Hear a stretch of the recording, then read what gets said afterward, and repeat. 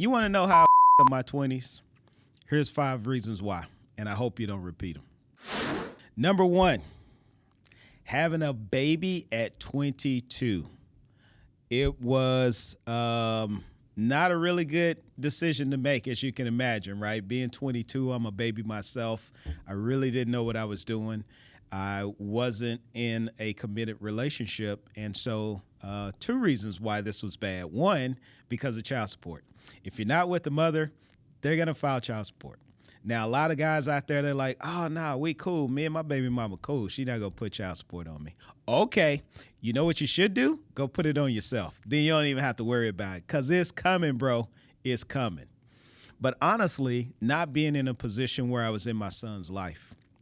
My son's mother and I, we were both in the military, and so we were moving around the country and doing all different kind of things. And I didn't get a chance to raise my son the way that I would have raised him if I was there. Well, how do you keep from doing that? Don't have a baby out of wedlock. So that's number 1.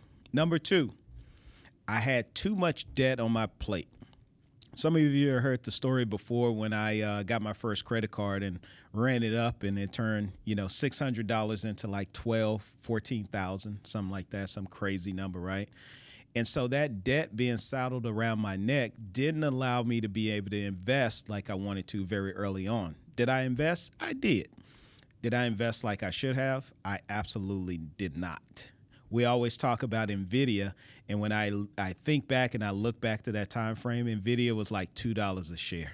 And so most of you guys know that's my favorite stock of 2024, and I would have been able to pile a lot of money into that, and I probably wouldn't be sitting here talking to you now. I'd be on the island, drinking a Mai Tai or something.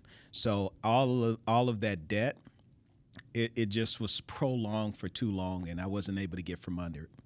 Number 3, I let my ego force me to buy things that I did not need to impress people I did not know. I was in D.C. when I first started, kind of feeling myself right. And so being in D.C., I'm 26, 27 years old. Everybody's driving really nice cars, living in really nice places. And so I was like, I deserve this. So I went out. The first money I got, I bought a brand new Mercedes-Benz, right? Liability. So not only did I have this debt that I was settled with, I created more debt.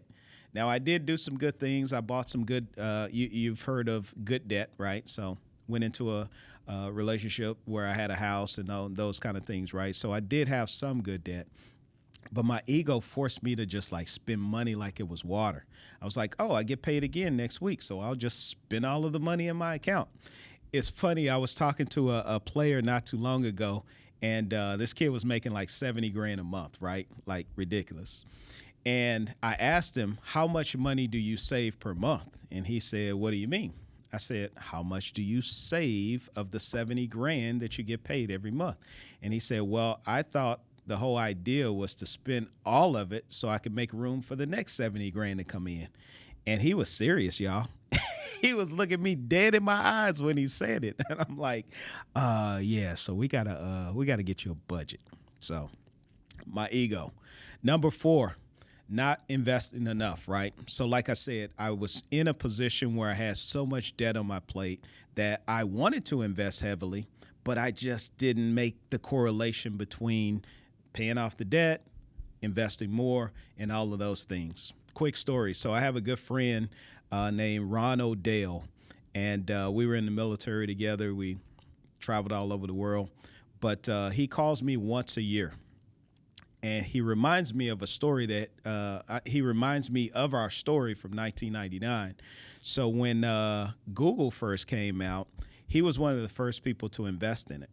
He used to call it Goggle. That's like how early it was, right? And so I remember him calling me from Germany, and he said, listen, it's this new company. It's called Goggle, and they're IPOing, right? Initial public offering. They're going to sell shares of their company. He said it's going to be the wave of the future. Remember, this is 1999, so the internet didn't look like what it looks like now. And I said, Goggle? What do they do? He said, I don't know, man, but I'm putting all my money into it. And I was like, well, let me do some research. I'll get back to you. Of course, I didn't.